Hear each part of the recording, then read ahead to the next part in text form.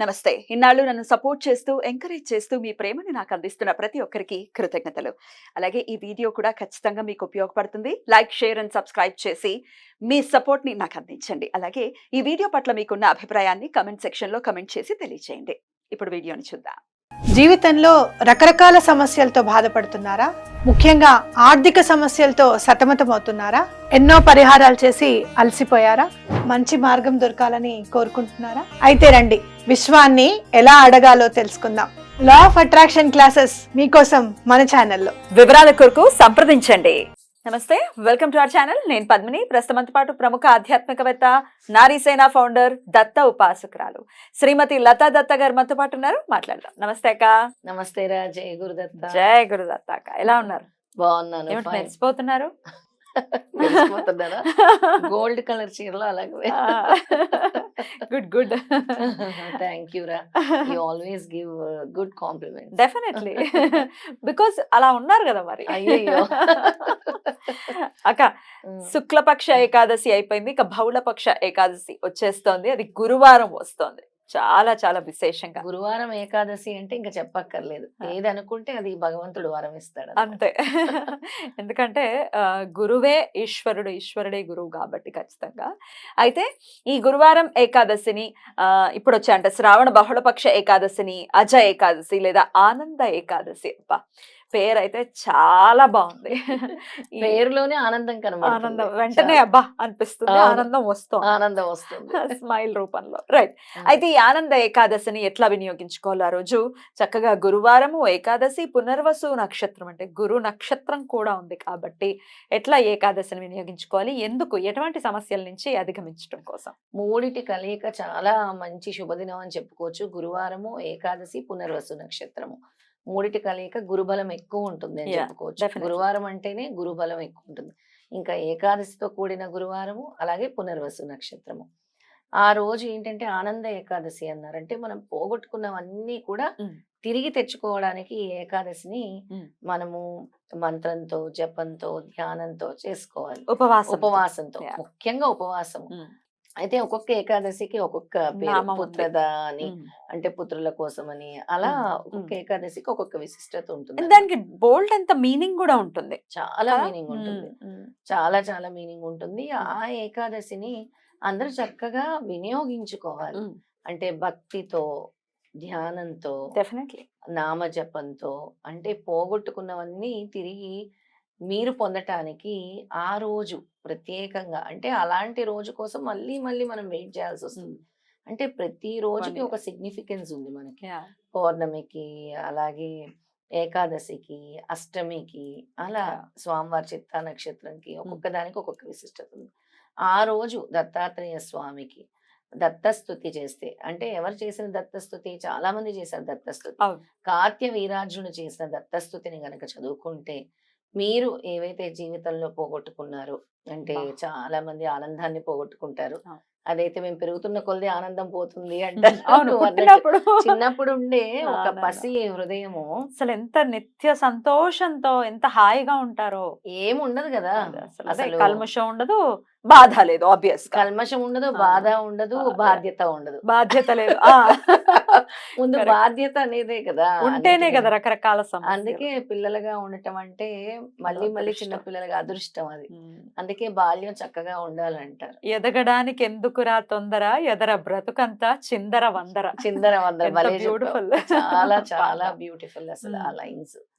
అందుకే మనం ఉన్న దాంట్లో ఆనందాన్ని పొందాలి. అంటే సాటిస్ఫాక్షన్ అనేది నేర్చుకోవాలి పద్మిని. ఈ సాటిస్ఫాక్షన్ చాలా మందికి ఉండదు. అవునక్క. ఇంకా ఇంకా ఒకటొస్తే ఒకటి కావాలి, ఒకటొస్తే ఒకటి కావాలి. అంటే జీవితంలో ఎంత ఎదుగుతావు? డబ్బు అనేది నువ్వు బ్రతకటానికి కావాలి, నువ్వు తినటానికి కావాలి, ఉండటానికి కావాలి, ఒక సెక్యూరిటీకి కావాలి, నీ పిల్లల్ని చదివించుకోవటానికి కావాలి. దురాశ ఉండకూడదు. దురాశ దుఃఖానికి చేటు. నువ్వు ఎంత ఆశపడతావో అంతే దుఃఖం నీకు తిరిగి వస్తుంది. అది ఆ పాయింట్ కూడా మనం అర్థం చేసుకోవాలి. అంతే. అయితే ఇప్పుడు కార్త్య వీరార్జునుడు చేసిన దత్తస్తుతి నేను చదువుతాను, అది మనం పెడదాం. అందరూ కూడా ఈ స్తుతి చేసుకుంటే ఆ రోజున ప్రత్యేకించి ఏకాదశి నాడు, ఏకాదశి రోజు చేసుకొని దత్తుడిని స్తుతిస్తే విష్ణుమూర్తిని ఆరాధించినట్టు, ఈశ్వరుని ఆరాధించినట్టు. త్రిమూర్తులు కదా, ఇంకా సాక్షాత్తు విష్ణుమూర్తి ఆరాధన అనేది ఇంపార్టెంట్ ఏకాదశి రోజు. అలాంటి స్తుతి ఈ స్తుతి. తప్పకుండా. స్తుతి తప్పకుండా. చదివి వినిపిస్తారా మాకు? చదివి వినిపిస్తాను. ఉమ్.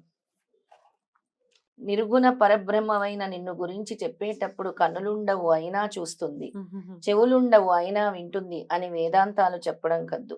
ఇప్పుడేమో లీలా స్వీకృత శరీరుడివై దత్తాత్రేయుడిగా మా ముందు నిలిచావు. చూసే కళ్ళు, వినే చెవులు, పలికే నోరు అన్నీ ఉన్నాయి.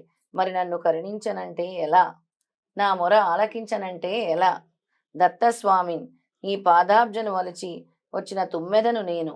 వీటిని విడిచి వెళ్ళలేను. నీ నేత్రాబ్జాలతో ఒక్కసారి తిలకించి నా హృదయాబ్జానికి ఆనంద వికాసాన్ని కలిగించు. దయాంబురాసి, నీవే తప్ప ఇతః పరం వెరుగు. అనన్య శరణ్యుణ్ణి, నీ పాదసేవ తప్ప నాకు అమరిక విధి కర్తవ్యము లేవు. ఈ భవసాగరము నుంచి నన్ను కడతేర్చు. నామరూపరహితుడవైన నువ్వు అవతారాలు ధరించేది ఎందుకెనుట గదా? నన్ను ఉద్ధరించు. పుండరీకాక్ష నమస్తే, పురుషోత్తమ నమస్తే, విశ్వవంద్య పాదాబ్జ నమస్తే, యోగీవర నమస్తే, వాసుదేవ నమస్తే. నమస్తే పురుషోత్తమ, నమస్తే విశ్వవంద్య పదాబ్జ, నమస్తే యోగీవర, నమస్తే వాసుదేవ, నమస్తే సూక్ష్మరూప, నమస్తే సర్వాధ్యక్ష. ఈ పాప సముద్రం నుంచి నన్ను కాపాడు. వాక్కులకే కాదు మనస్సుకు కూడా అందనివాడా, భక్త హృదయాన్నివాస, పంకజనాద, పంకజ మాలికాధారి, పంకజ నేత్ర, పంకజాంగ్రి నమస్తే. నమస్తే ఆనంద స్వరూప, కరుణించు పరమేశ్వర, దయ చూపించు. ఆది వ్యాధులనే విషసర్పాలు నన్ను కాటువేశాయి ప్రభు, నన్ను ఉద్ధరించు అని అడుగుతున్నాడు కార్తవీర్యార్జునుడు దత్తస్తుతి. నమస్తే పుండరీకాక్ష, నమస్తే పురుషోత్తమ, నమస్తే విశ్వవంద్యాగ్రి, నమస్తే యోగినాంబర, నమస్తే వాసుదేవాయ, నమః సంకర్షణాయ చ ప్రద్యుమ్నాయ నిరుద్ధాయ యోగి వంద్యాయ నమః. నమస్తే పద్మనాభాయ, నమస్తే జలసాయిని, నమస్తే ఋషికేశ పాహి మాం పృజినార్ణవాత్. నమో అనంతాయ సూక్ష్మాయ సర్వధ్యాక్షాయ సాక్షినే, మనోగిరాం విదూరాయ భక్తవాసాయ తే నమః. నమః పంకజనాభాయ, నమః పంకజమాలినే, నమః పంకజనేత్రాయ, నమస్తే పంకజాంగ్రే. ప్రసీద పరమానంద, ప్రసీద పరమేశ్వర, ఆది వ్యాధి భుజంగేన దష్టం మాముద్ధర ప్రభో అని స్తుతించాడు ఆయన. అంటే ఎవరికైతే ఆది వ్యాధులు ఉన్నా కూడా, అంటే రకరకాల వ్యాధులు తీసుకోవచ్చు. మానసిక క్షోభ, అశాంతి, ఇప్పుడు బలం లేకపోవటము. కార్తవీర్యార్జునుడు అంతే కదా, అంత బలహీనుడిగా ఉండేవాడికి 1000 బాహువుల్ని ఇచ్చాడు. అలా అన్ని రకాల వ్యాధులకు కూడా ఈ కార్తవీర్యార్జునుడిది దత్తస్తుతి చక్కగా, అంటే తిరిగి ఆరోగ్యాన్ని ఇస్తుంది, ఆనందాన్ని ఇస్తుంది, ఆయుష్నిస్తుంది, అలాగే తేజస్సునిస్తుంది, ఉషస్సునిస్తుంది. అద్భుతం. మీకు ఏది కావాలో, మీకు ఏది అవసరమో అది అవసరం. ఖచ్చితంగా ప్రసాదిస్తుంది ఈ దత్తస్తుతి. అని చదువుకోవడం కూడా ఈజీగానే ఉంది, చక్కగా చాలా చాలా ఈజీగా ఉంది. చక్కగా చదువుకోవచ్చు.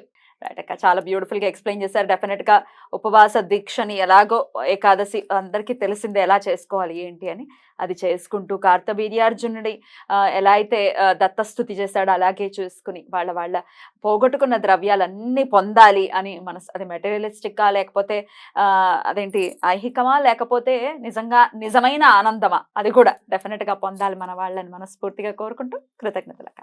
నమస్తే. జై గురుదత్త. శ్రీ గురుదత్త.